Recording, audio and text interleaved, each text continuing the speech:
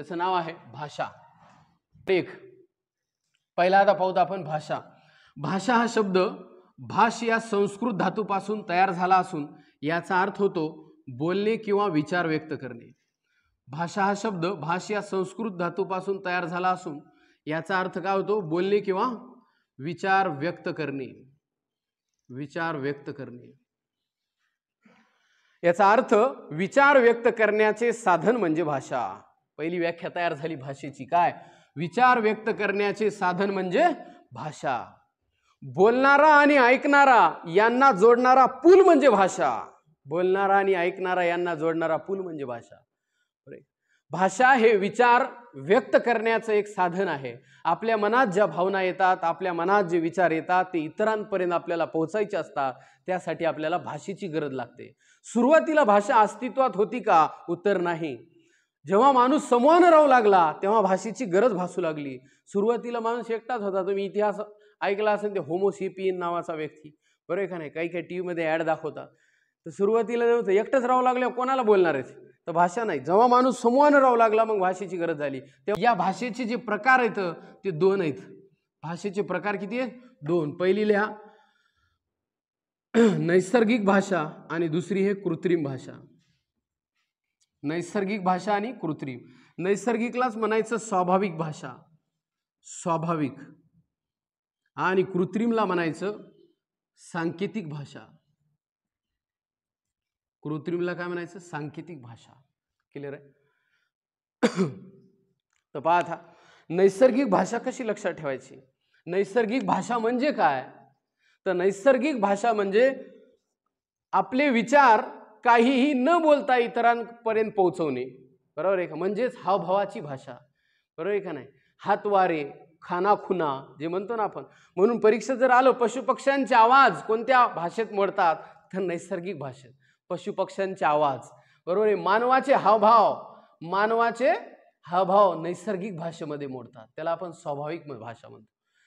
म्हणून पशुपक्ष्यांचे आवाज लिहा, मानवाचे हावभाव लिहा, नैसर्गिक भाषा किंवा स्वाभाविक. नैसर्गिक भाषेला स्वतःची लिपी नसते. नैसर्गिक भाषेला स्वतःची लिपी नसते, कारण लिहिताच येत नाही. म्हशीचा आवाज लिहून दाखवा म्हणल्यावर कसा लिहावं, बरं का? मग जे लिहिता येते, ज्या खुणा मारल्यात त्या कशाच्या होत्या? कृत्रिमच्या. त्याच्यामुळे याला नाव काय? सांकेतिक भाषा. लक्ष द्या. आता कृत्रिम का म्हणतात याची व्याख्या आहे सांकेतिक खुणांच्या साह्याने. सांकेतिक खुणांच्या, खुणामधलं न बाणाचं, बरं, न नळाचं नाही, नाही तर त्याचा अर्थ मर्डर होतोय, बरं आहे का नाही? आणि खून न बाणाचं लिहिल्यावर खून होते, बरं आहे का नाही? आपण म्हणतो ना त्याला ओळखायची ही खून आहे, बरं आहे का नाही? आणि न नळाचं मराठी अवघड फक्त तेवढ्यामुळेच लोक म्हणतात, कारण एलांटी बदलली, उकार बदलला तरी अर्थ बदलतो, बरं आहे का नाही? दिन नावाचा शब्द लिहिला, एकानं पहिली एलांटी लिहिली आणि एकानं दुसरी लिहिली. दोघांचा अर्थ दिनच आहे, पण एकाचा अर्थ दिवस आणि एकाचा गरीब होते. दिन दुबळा, बरोबर म्हणतो आपण. किती अर्थ? गरीब कुठं राहिलं आणि दिवस कुठं राहिलं, दोघांचा काही संबंध नाही, नुसते एलांटीचा बदल आहे. आलं लक्षात? पाणीची एलांटी बदलली तर एका पाणीचा अर्थ हात होतोय, दुसऱ्या पाणीचा पाणी होते जल, म्हणून याला मान द्या. सांकेतिक खुणा म्हणजे काय? कोण सांगितलं याला पेन म्हणाय पाहिजे? अशा काही खुणा ठरवल्यात आपण की ही पेन आहे, हा फळा आहे, हा टेबल आहे, बरोबर आहे का नाही? हे स्टँड आहे, जे का असेल याला म्हणतो सांकेतिक खुणा, राईट आहे? बेंचला बेंचच का म्हणतो? मग आता या पेनी सारख्या कोणत्या गोष्टी दिसल्या जगात कुठे जाय याला काय म्हणतात? पेन. कारण ती काय ठरवलेली एक सांकेतिक खूण, याला ओळखण्याची आयडेंटिटी. तसं मराठीमध्ये क ला क, ग ला ग, हे जे आपण लिहिले का याला सांकेतिक खुणा म्हणतात. कुठे बी असं दिसले लिहिलेलं की त्याला काय म्हणायचं? सांकेतिक खूण. कायासाठी केलेली आहे? क साठी. याला दुसरं कोणी काही उच्चार करील का? नाही. म्हणून असं म्हणतात कृत्रिम भाषेला स्वतःची लिपी असते. कृत्रिम भाषेला स्वतःची लिपी असते. आलं लक्षात? म्हणून पहिली व्याख्या कळाली, सांकेतिक खुणांच्या सहाय्याने व्यक्त होणारी भाषा म्हणजे कृत्रिम भाषा. मी समजून सांगू लागलो सांकेतिक खुणा म्हणजे काय, त्या बी कळाल्या. आता लिपी काय भानगड आहे ते पहा. याच्यावर 6 प्रश्न तयार होतात आपले. लिपी हा शब्द लिप या संस्कृत धातूपासून तयार झाला आहे. लिपी हा शब्द लिप या संस्कृत धातूपासून तयार झाला आहे. याचा अर्थ लिंपणे असा होतो. गावाकडल्या भाषेत सारवणे, बरोबर आहे का नाही? शेणाचा सडा करताना आपण सारवतो, तसं शाईच्या साह्याने जेव्हा आपण लिंपन करतो किंवा लिहितो, बरोबर, त्याला आपण लिपी असं म्हणतो. लिपी हा शब्द लिप या संस्कृत धातूपासून बनला, त्याचा अर्थ होतो लिंपणे. आता दुसरं, लिपी काय आहे? तर लिखाणाची सूत्रबद्ध पद्धत आहे. लिपी ही लिखाणाची काय सूत्रबद्ध पद्धत आहे.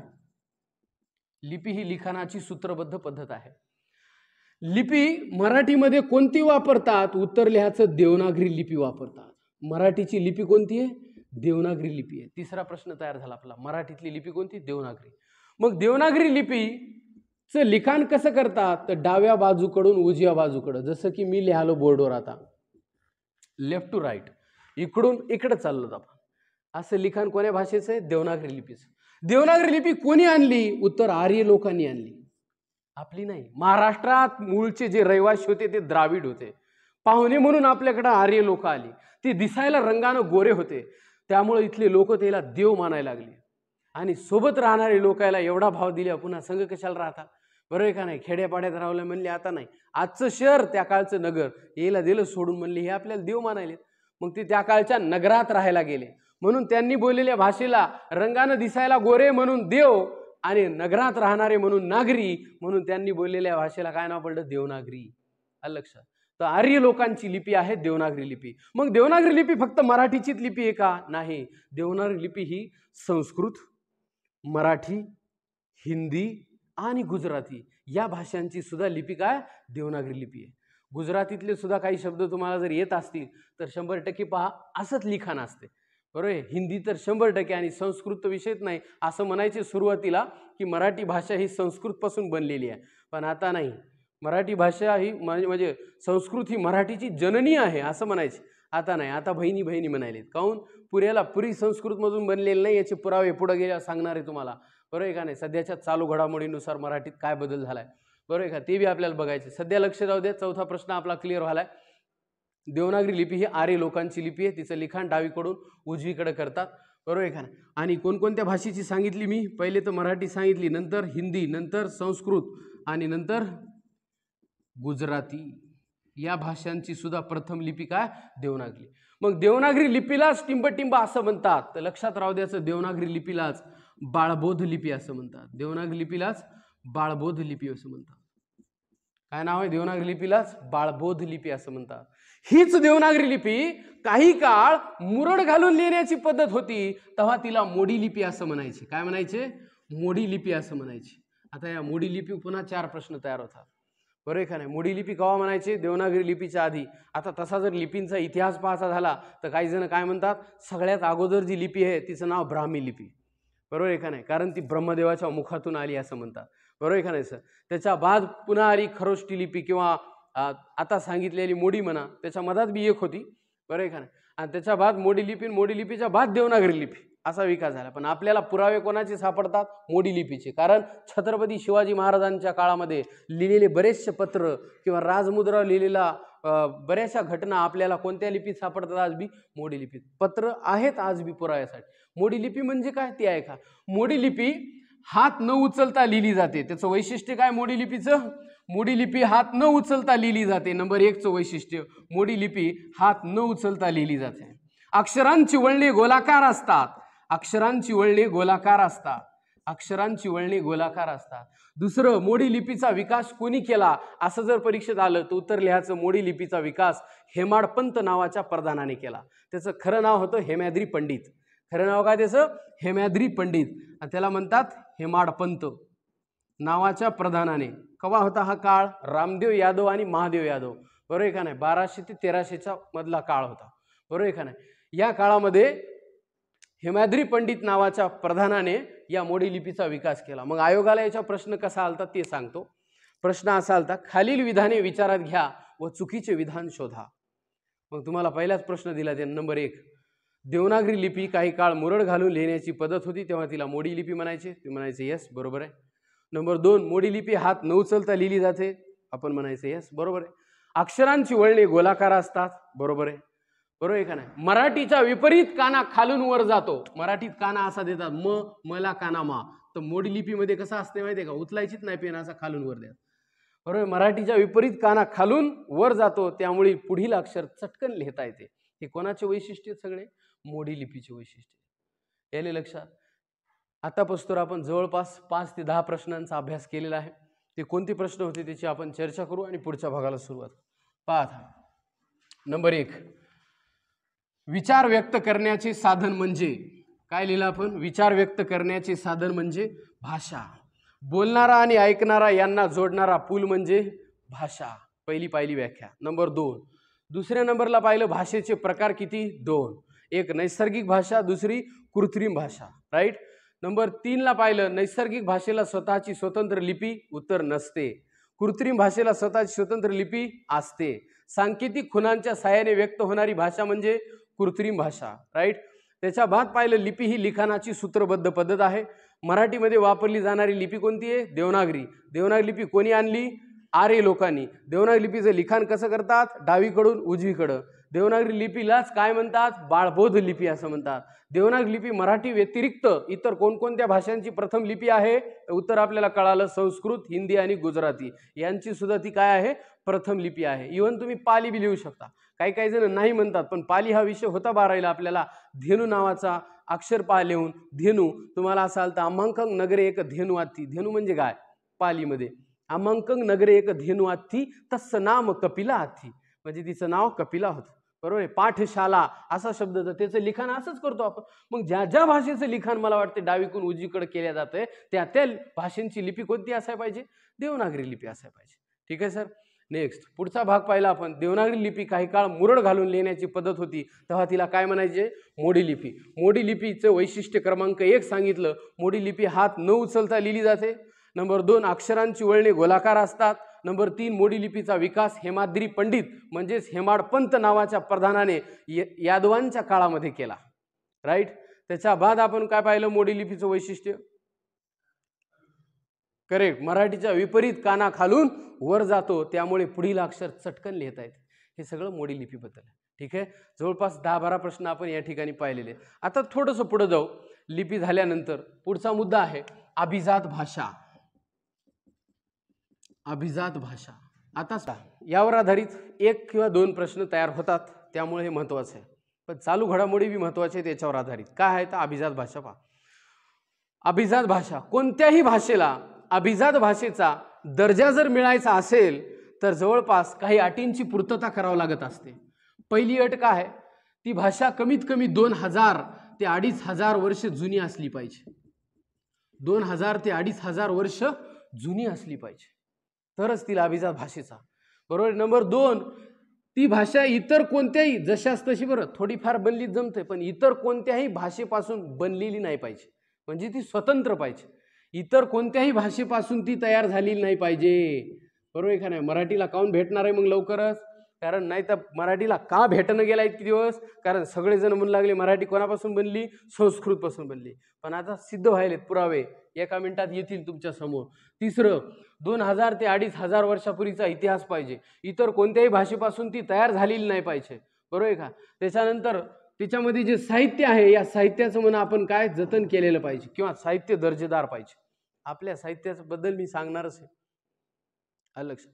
अशा काही अटी आहेत. अजून एक आहे, बरोबर आहे, त्याची आपण चर्चा करू. मग मराठी भाषेला आपल्या, लक्ष द्या आता, मराठी भाषेला अभिजात भाषेचा दर्जा मिळावा यासाठी रंगनाथ पठारे यांच्या अध्यक्षतेखाली एक समिती नेमण्यात आली. कोणाच्या अध्यक्षतेखाली? रंगनाथ पठारे. तेव्हा तत्कालीन मुख्यमंत्री होते पृथ्वीराज चव्हाण. राईट. आणि यांच्या अध्यक्षतेखाली समिती नेमण्यात आली. समितीचं नाव होतं मराठी अभिजात भाषा संशोधन समिती. मराठी अभिजात भाषा संशोधन समिती. ठीक आहे. मराठी अभिजात भाषा संशोधन समिती. आता या समितीचे अध्यक्ष होते रंगनाथ पठारे, ज्येष्ठ साहित्यिक आहेत ते. बरोबर. तत्कालीन मुख्यमंत्री पृथ्वीराज चव्हाण. आणि अटींची पूर्तता करायला सुरुवात केली त्यांनी. बरोबर. कोणकोणत्या अटींची? ह्या 2 ते 2500 वर्षापूर्वीचा इतिहास मराठीला आहे का? मग त्यांनी पुरावे शोधायला सुरुवात केली. सापडला पुरावा. कुठं गेले ते? बरोबर का नाही? गौतम बुद्धाच्या काळामध्ये लिहिलेला विनय पिटक नावाचा ग्रंथ. कोणता? विनय पिटक. गौतम बुद्धाच्या काळामध्ये, बरोबर आहे, विनय पिटक नावाचा ग्रंथ होता. त्या ग्रंथामध्ये मराठी बोलणाऱ्यांचा उल्लेख सापडला. मग तो ग्रंथ गौतम बुद्धाचा काळ म्हणजे 2000 ते 2500 वर्ष झाला का नाही? नेक्स्ट दुसरं, पुन्हा गेले ते श्रीलंकेत. कारण आता आपलं रामायण महाभारत सांगते ना की आपलं थोडाफार संबंध श्रीलंकेसोबत बी आलेला आहे. मग श्रीलंकेत गेले. श्रीलंकेत गेल्यावर 2 पुस्तकं सापडले. एकाचं नाव होतं दीपवंश आणि एकाचं नाव होतं महावंश. आणि या पुस्तकामध्ये सुद्धा मराठी बोलणाऱ्यांचा उल्लेख होता. हे पुस्तकच का पाहिले, कारण हे जुने आहेत, बरोबर आहे का नाही, 2 ते 2,500 वर्षापूर्वीचे. आणि या पुस्तकात मराठी बोलणाऱ्यांचा उल्लेख महारठीनो असा केला होता. मराठी बोलणाऱ्यांचा उल्लेख महारठीनो म्हणजे तेव्हा भी मराठी अस्तित्वात होती हे दाखवून दिलं. पहिली अट आपण पूर्ण केली. इतर कोणत्याही भाषेपासून तयार झालेली नसावी, नाही झाली. बरेचसे संस्कृत मधले त्यांनी खोडून काढले मुद्दे की जशाच तशी संस्कृत पासून बनली नाही, बरं आहे का नाही. मराठीला स्वतःचा इतिहास आहे, सगळे मुद्दे त्यांनी मांडले. त्याच्यावर तो बी मुद्दा अपील झाला, ओके म्हणले, काय अडचण. कारण खरंच आहे ना, मराठीचा जसा इतिहास पाहायचा म्हणल्यावर काही जण काय सांगतात, असं सांगतात संस्कृत, मराठी कशी बनली नियमानं असं सांगतात, संस्कृत, प्राकृत, अपभ्रंश आणि मराठी हे टप्पे आहेत मराठीच्या विकासाचे. संस्कृत, प्राकृत, अपभ्रंश आणि मग मराठी, बरं आहे का नाही. मराठीचा विकास असा झाला, संस्कृतपासून प्राकृत बनली, प्राकृतपासून अपभ्रंश आणि अपभ्रंश होऊन पुन्हा मग मराठी तयार झाली. अशी काही पुस्तकात दिलेला आहे कार्यक्रम, ठीक आहे. त्याच्यानंतर साहित्याबद्दल बोलावं तर साहित्य काय श्रेष्ठ दर्जाचं नाही तर काय, बरोबर आहे. पहिला ग्रंथ लीळाचरित्र, विवेक सिंधू माईम भट्टांनी लिहिलेला लीळाचरित्र हा मराठीतला पहिला आद्य ग्रंथ आहे. त्यांनी पुरावे दिले लीळाचरित्रापासून. काय लीळाचरित्रामध्ये चक्रधर स्वामी यांच्या जीवनचरित्राचं वर्णन आहे, बरोबर आहे. चक्रधर स्वामी लीळाचरित्र, बरोबर आहे, वऱ्हाडी भाषेमध्ये लिहिलेला तो ग्रंथ आहे. म्हणून लीळाचरित्रापासून ते आत्ता ज्ञानपीठ पुरस्कार मिळालेले आपले 4 जण, त्याच्यातला ययाती विस खांडेकर, करेक्ट. दुसरा विवा शिरवाडकर, विशाखा, राईट. तिसरा विदा करंदीकर, बरोबर आहे का. आणि चौथा त्याला कशासाठी मिळाला, अष्टदर्शनी, बरोबर आहे. आणि चौथा कोणाला आहे, भालचंद्र नेमाडे, बरोबर आहे, भालचंद्र नेमाडे, बरोबर आहे का नाही. हिंदू जगण्याची समृद्ध अडगळ पुस्तकाचं नाव आहे, हिंदू जगण्याची समृद्ध अडगळ. तर इतपस्तोर संत ज्ञानेश्वर महाराजांनी लिहिलेली भावार्थ दीपिका असो, वामन पंडितांनी लिहिलेली यथार्थ दीपिका असो, का गीता रहस्य नावाचा ग्रंथ असो लोकमान्य टिळकांनी लिहिलेला, ह्या सगळ्या ग्रंथातून त्यांनी पटवून दिलं. याच्यापेक्षा काय, एका एका ओळीवर लोक बाहेरून PhD करायला आलेत आपल्या मराठीच्या, बरोबर आहे का नाही. मग साहित्य श्रेष्ठ दर्जाचं नाही तर कसं आहे मग आमचं, श्रेष्ठ दर्जाचं आहे. मग जवळपास आपण सगळ्या अटींची पूर्तता केली होती. अभिजात भाषेचा दर्जा मिळणारच होता, तितक्या सरकारच बदललं. आता अजून प्रोसेसच चालू आहे, अजून बी नाही मिळाला आपल्याला, बरं आहे का नाही. मग किती भाषांना अभिजात भाषेचा दर्जा मिळालेला आहे आतापर्यंत, तामिळ, तेलुगू, कन्नड, उडिया, संस्कृत आणि मल्याळम, 6 भाषा, बरोबर आहे का. 6 भाषांना आतापर्यंत अभिजात भाषेचा दर्जा मिळालेला आहे. 6 भाषांना, पहिली आहे तामिळ, दुसरी तेलुगू, तिसरी कन्नड, चौथं उडिया, नंतर संस्कृत आणि मल्याळम, या 6 भाषांना अभिजात भाषेचा दर्जा मिळाला. काही जण विचारतील अभिजात भाषेचा दर्जा मिळाला असा काय फरक पडतोय. त्या भाषेची व्याप्ती वाढावी यासाठी सरकारकडून वेगवेगळ्या योजना, मानधन भरपूर काय भेटते. आता उगाच मागे लागलो का, बरं आहे का नाही. आणि मराठीला त्या भाषेला म्हणजे अजून वृद्धिंगत करण्यासाठी केंद्र शासनातर्फे सुद्धा प्रयत्न केले जातात, बरोबर आहे का नाही. आणि मग आपली भाषा कुठेही गेलो तर जसं आपल्याला तिकडे गेलं हिंदी बोलावं लागते, तसं बोलायची गरज पडणार नाही, त्याला भी शिकावंच लागेल गे, बरोबर आहे का नाही, मराठी भाषा. आलं लक्षात. म्हणून अभिजात भाषेसाठी आपला प्रयत्न सुरू आहे.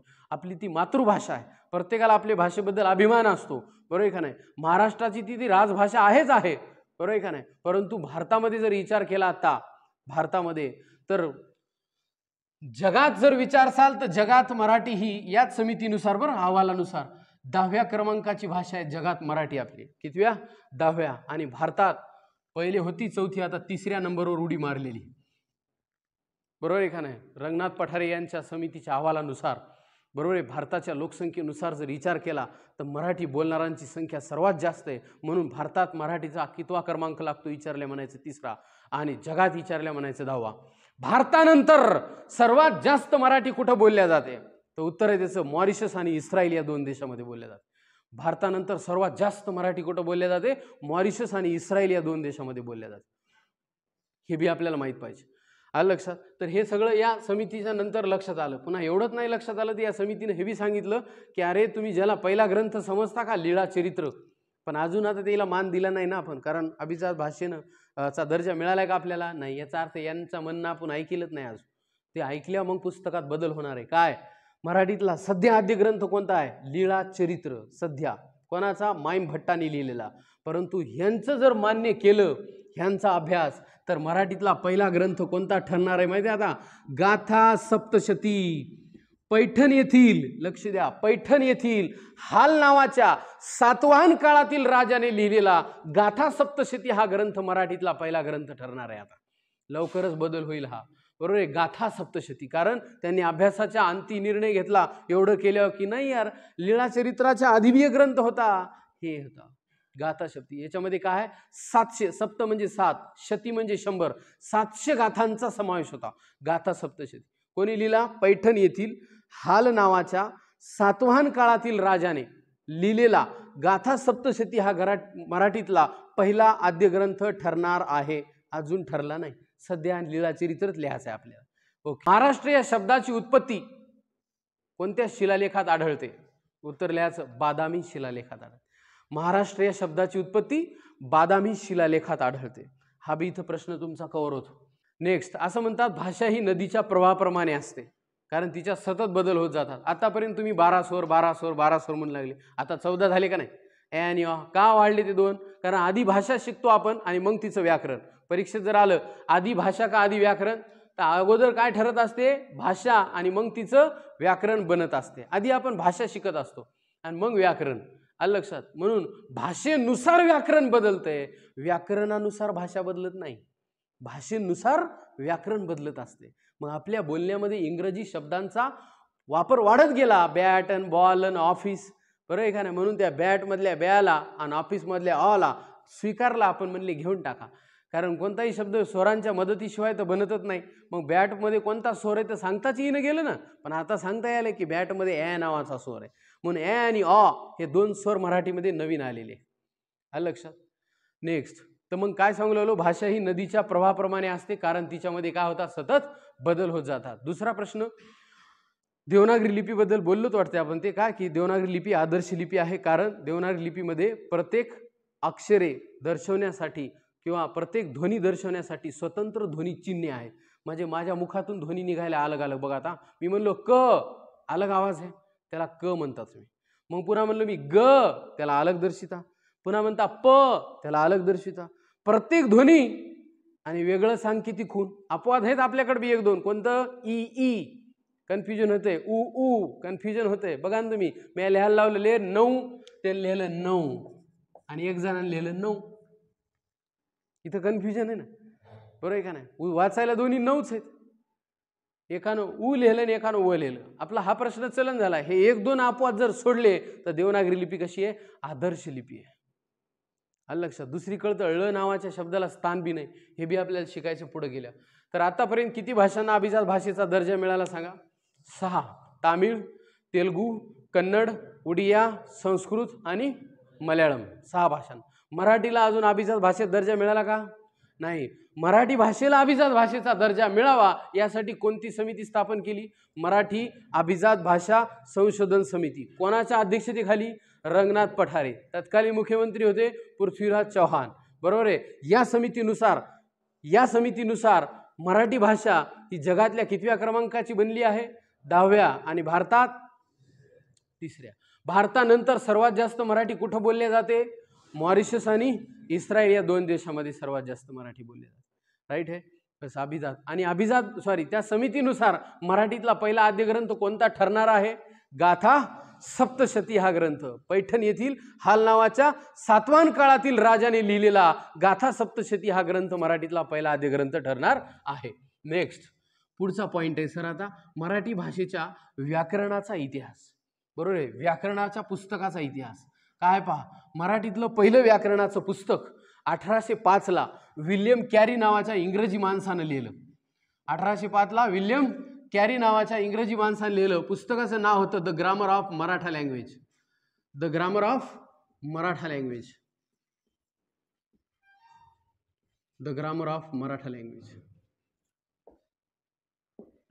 नेक्स्ट, 1836 मराठी माणसा जागा हो म्हणल्यासारखं मराठी माणसाला जाग आली आणि दादोबा पांडुरंग तरखडकर नावाच्या बरोबर लेखकाने पुस्तक लिहिलं. मराठीतलं पहिलं महाराष्ट्र भाषेचे व्याकरण.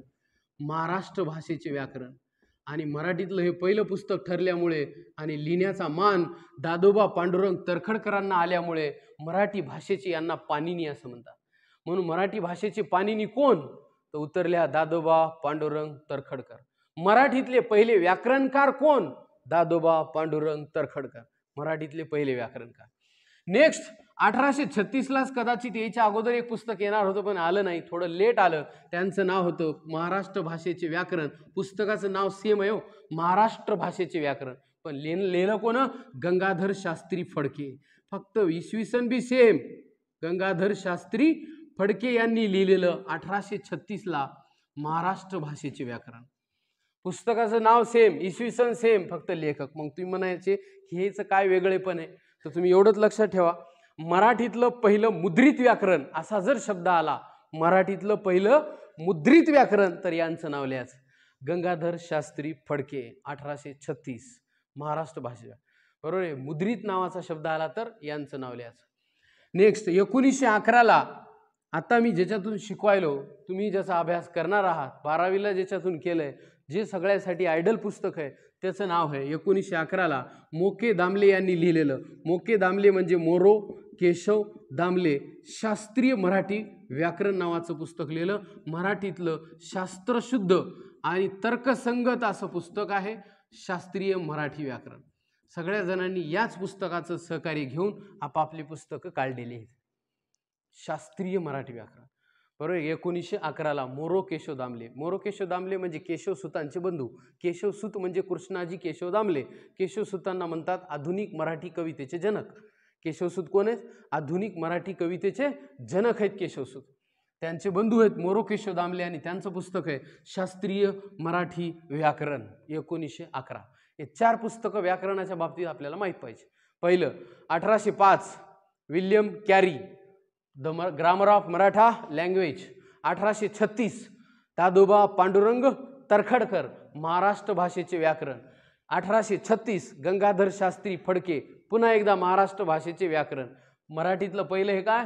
मुद्रित व्याकरण. आणि 1911 मोके दामले शास्त्रीय मराठी व्याकरण. Right sir. मराठीतला पहिला आद्य ग्रंथ कोणता? उत्तर लीळाचरित्र माईमभट्ट. मराठीतले आद्य कवी कोण? मुकुंदराज. मराठीतले आद्य कवी कोण आहेत? मुकुंदराज. बरोबर आहे. आद्य कवी म्हणतात त्यांना. त्यांचा ग्रंथाचं नाव आहे बरोबर आहे विवेक सिंधू. राईट.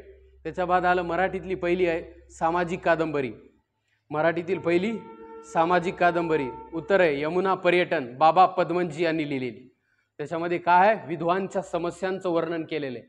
बाबा पद्मनजी यांनी लिहिलेली मराठीतली पहिली सामाजिक कादंबरी यमुना पर्यटन. नंबर नेक्स्ट आहे मराठीतली पहिली ऐतिहासिक कादंबरी. मराठीतली पहिली ऐतिहासिक कादंबरी आहे मोचनगड गुंजीकर यांची. कोणती आहे ऐतिहासिक कादंबरी? मोचनगड गुंजीकर. त्यांचं पूर्ण नाव आहे रामचंद्र भिकाजी गुंजीकर. रामचंद्र भिकाजी गुंजीकर यांनी लिहिलेली मोचनगड ही मराठीतली पहिली ऐतिहासिक कादंबरी. मराठीतला पहिला पोवाडा अगिनदास. मराठीतला पहिला पोवाडा अगिनदास कंसात अफजल खानाचा वध यावर आधारित आहे अगिनदास हा मराठीतला पहिला पोवाडा. मराठीतलं पहिलं सामाजिक नाटक तृतीय रत्न महात्मा ज्योतिबा फुले यांनी लिहिलेलं मराठीतलं पहिलं सामाजिक नाटक आहे ते. ठीक आहे.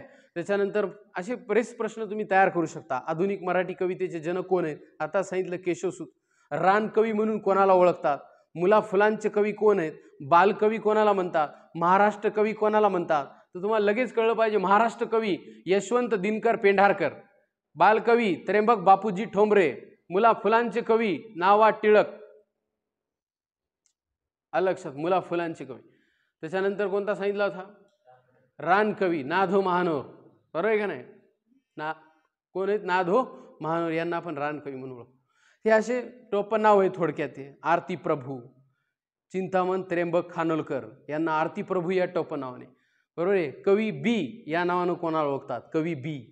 तर नारायण मुरलीधर गुप्ते बरोबर आहे यांना कवी बी म्हणतात. त्याच्यानंतर माधव ज्युलियन. त्याच्यानंतर नाट्य छटाकार माधव ज्युलियन. माधवानुज कोणाला म्हणतात? उत्तर आहे काशीनाथ हरी मोडक. बरोबर आहे. काशीनाथ हरी मोडक. हे नावं तुम्ही वाचू बी शकता पाहू बी शकता त्याच्यात काय अडचण नाही. आलं लक्षात. त्याच्यानंतर मराठीतल्या पहिल्या स्त्री कादंबरीकार साळूबाई तांबेकर. मराठीतल्या पहिल्या स्त्री कादंबरीकार कोण आहेत? साळूबाई तांबेकर. ठीक आहे. असे काही प्रश्न सुरुवातीला आपण तयार करू शकतो ते सुद्धा तुम्हाला वाचायचे. त्याच्यानंतर आहे लेखकाची पुस्तकं आणि टोपण नावं झाल्यानंतर पुस्तकं लक्षात आले. लीळाचरित्र झाल्या नियमानं भावार्थ दीपिका घेऊ शकता संत ज्ञानेश्वर महाराजांचा, बरोबर. भावार्थ दीपिका म्हणजे ज्ञानेश्वरी, बरोबर. नंतर यथार्थ दीपिका. का या पुस्तकात असं कन्फ्यूज करतात बघा. सांगा, गीता, गीता रहस्य, गीताई, गीतांजली आणि गीत रामायण कन्फ्यूज होते. तर नंबर 1 गीता रहस्य लोकमान्य टिळक, नंबर 2 गीताई विनोबा भावे, नंबर 3 गीता व्यासमुनी, व्यासमुनी. गीत रामायण कोणाचं आहे? गदी मांडगुळकर. कोणाचं आहे? गदी मांडगुळकर. आणि लास्ट कोणता राहिला? गीतांजली रवींद्रनाथ टागोर, बरोबर आहे का नाही? 5 आहेत सगळे, सुरुवात गीतापासूनच येतात, म्हणून कन्फ्यूज होऊ शकते. ते याच्या जोड्या लावा आलं तर आपल्याला यायला पाहिजे. पण हा वाचायचा भाग आहे, याच्यात काही टीचिंग करण्यासारखं नाही आहे. ते तुम्ही वाचा ज्या बुकमध्ये आहे किंवा नोट्समध्ये आहे. नेक्स्ट पुढचा भाग, व्याकरणाला आता सुरुवात होते. व्याकरण म्हणजे काय? तर भाषेचे स्पष्टीकरण करणाऱ्या शास्त्राला व्याकरण म्हणतात. भाषेचे स्पष्टीकरण करणाऱ्या शास्त्राला व्याकरण असे म्हणतात. व्याकरणाला पतंजलीने काय नाव दिलेलं आहे? तर व्याकरणाला पतंजलीने शब्दानुशासन असं नाव दिले. काय नाव दिले? शब्दानुशासन. पतंजली म्हणजे आताचे पतंजलीशी त्याचा काही संबंध नाही, बरोबर आहे का नाही? महर्षी पतंजली होते, बरोबर आहे, त्याचं विद्यापीठ बी आहे, बरोबर आहे का नाही, त्याच्या नावानं. तर ते व्याकरणाचे संस्कृतमधले आय थिंक अभ्यासकर्ते होते, त्यांचं बी बुक आहे, बरोबर आहे. त्यामुळं त्यांनी व्याकरणाला काय नाव दिलं होतं? शब्दानुशासन. तर आपण तेवढीच ओळ फक्त मराठीत घेतली की पतंजलीने व्याकरण. शब्दानुशासन म्हणजे काय? शब्द, आणि अनुशासन म्हणजे शिस्त. नेमकं कसं लिहायचं?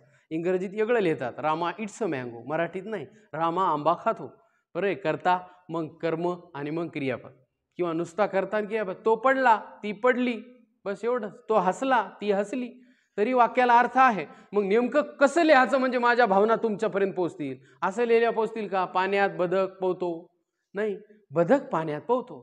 तर हे जे लिखाणाचे नियम आहे ते जे घालून दिले त्यालाच काय नाव आहे? व्याकरण नाव आहे. ठीक आहे.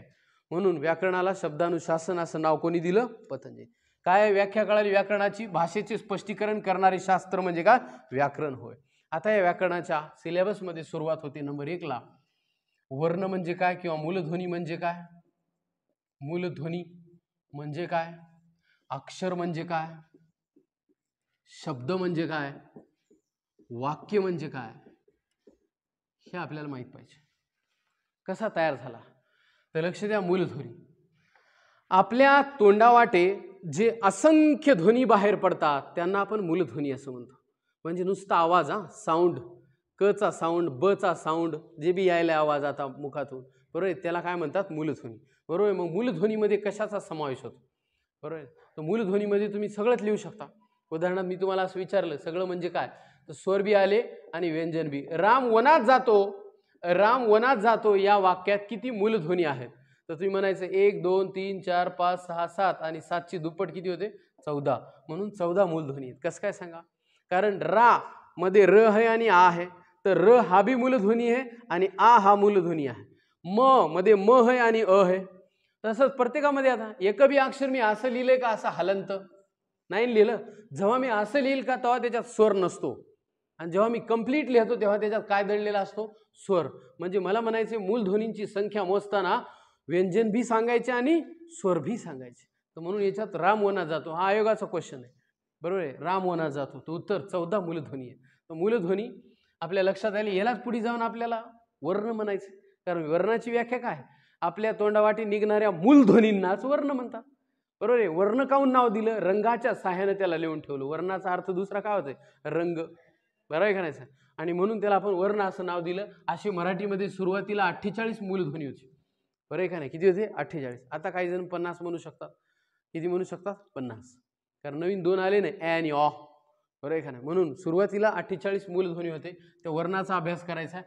आता हे मूलध्वनी म्हणजे वर्ण आपल्याला कळाला असेल, तर मग आता अक्षर काय भानगड आहे ते पहा. क्षर म्हणजे नष्ट होणारे, क्षर म्हणजे नष्ट होणारे, आणि अक्षर म्हणजे नष्ट न होणारे. अक्षरामध्ये कशाचा समावेश होतो? तो व्यंजन आणि स्वर दोन्हीला मिळून म्हणायचं. पहा आता याला अक्षर म्हणतात का? क ला सांगा? नाही, याला म्हणतात व्यंजन. मग अक्षर, सर्व स्वर हे अक्षर असतात आणि सर्व स्वरयुक्त व्यंजने ही भी अक्षर असतात. पुन्हा एकदा ऐका मी काय म्हणालो, अक्षरमध्ये काय काय येते, सर्व स्वर, सर्व म्हणजे किती स्वर आहेत, 14ला 14 स्वर अक्षर म्हणायचे. अ आ इ उ ए आय जे काय आहे ते, या सगळ्याला काय नाव द्या, अक्षर म्हणू शकता. आणि स्वरयुक्त व्यंजने सगळ्यात इम्पॉर्टंट आहे. स्वरयुक्त व्यंजने म्हणजे काय, जोपर्यंत मी त्याला असं लिहालो तोवरक ते अक्षर नाही, पण त्या क ला जर मी कंप्लीट क लिहिलं तर मात्र हे अक्षर आहे. म्हणून अक्षरामध्ये कशाचा समावेश होतो तर म्हणायचं सर्व स्वर आणि स्वरयुक्त व्यंजने यांचा समावेश अक्षरामध्ये होतो. क्लिअर आहे.